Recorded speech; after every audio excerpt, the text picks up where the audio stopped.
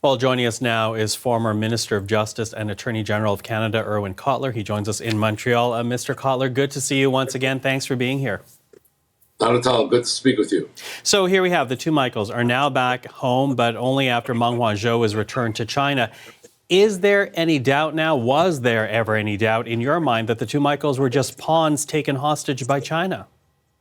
No, I regarded this as hostage diplomacy from the beginning. I still recall when Canada acted pursuant to an international extradition agreement and pursuant to the rule of law and arrested Meng Wanzhou, but gave her, of course, right to counsel, appearance before independent judiciary, freedom to access the press, and the like. China spoke of Canada's detention at the time as being vile, unconscionable, and evil. But what was vile, unconscionable, and evil was the immediate retaliatory response by China, a targeted abduction, arbitrary arrest and detention, torture and detention, denial of right to counsel, access to consular facilities, and the like. In a word, what we saw was a dramatic contrast between a democratic rule of law system at work and an authoritarian system engaged in, regrettably, the criminalization of freedom. Mm-hmm. Now, it was interesting because Ms. Meng did make a statement outside the Vancouver courthouse. She described the past nearly 3 years as being disruptive to her life. She thanked Canada for upholding the rule of law. I'm wondering what your reaction is to that, given the disruption to the lives of the two Michaels for over 1,000 days, and that Canada was pressured and punished by China for upholding the rule of law. Well, she was basically speaking to two audiences.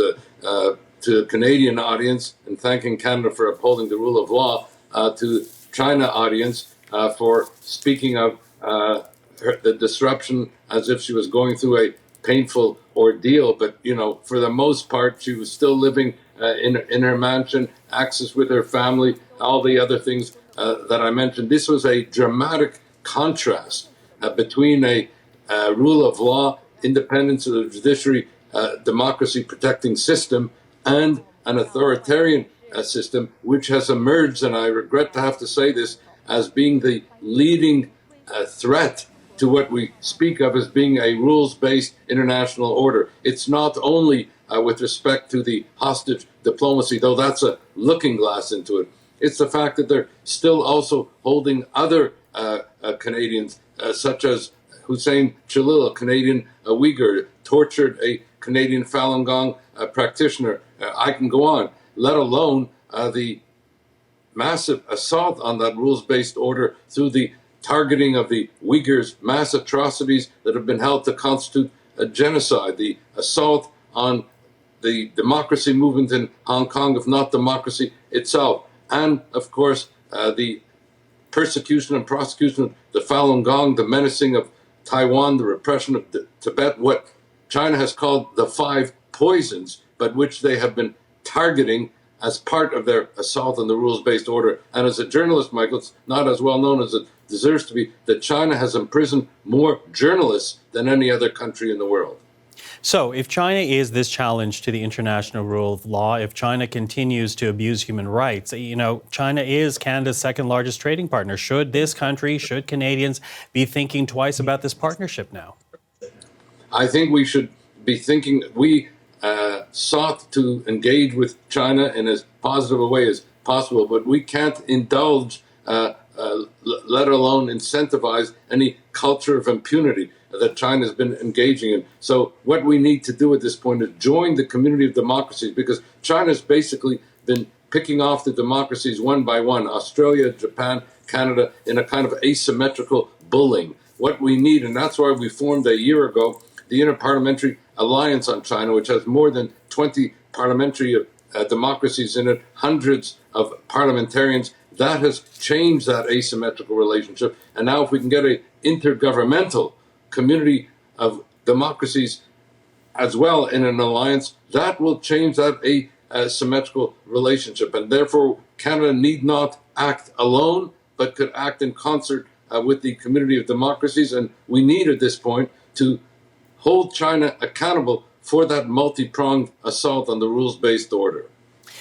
I'm wondering then, how do you hope the Trudeau government proceeds going forward? Because, for example, you mentioned the Uyghurs. We know that the House of Commons declared China's treatment of Uyghur Muslims as genocide, but Prime Minister Trudeau, his cabinet, they abstained from that vote back in February. What do you hope, perhaps think, will change going forward now as we take a look at our government and how they're going to react to China? Well, I think at the time there was that hesitation because, the fate of the two Michaels was always lurking in the background. And I think sort of that hostage diplomacy was leveraged and had an inhibiting effect on Canada's advocacy and action. I would hope that now Canada and with the community of democracies, as I said, joining together, can begin to hold China accountable and put an end to this asymmetrical bullying, this hostage diplomacy. And I'm hoping now with the new government in place that we will begin to see a change that would reflect, in fact, a Canadian public opinion. I mean, at this point, because of everything that China's been engaged in, I mean, Canada and Canadian public opinion is reflected in that close to 90% at this point do not trust China. And I want to make a distinction between the CCP, the leadership, and the Chinese people who are themselves been the targets of oppression as well. Irwin Cotler, thank you for this. Appreciate the time. Good speaking with you.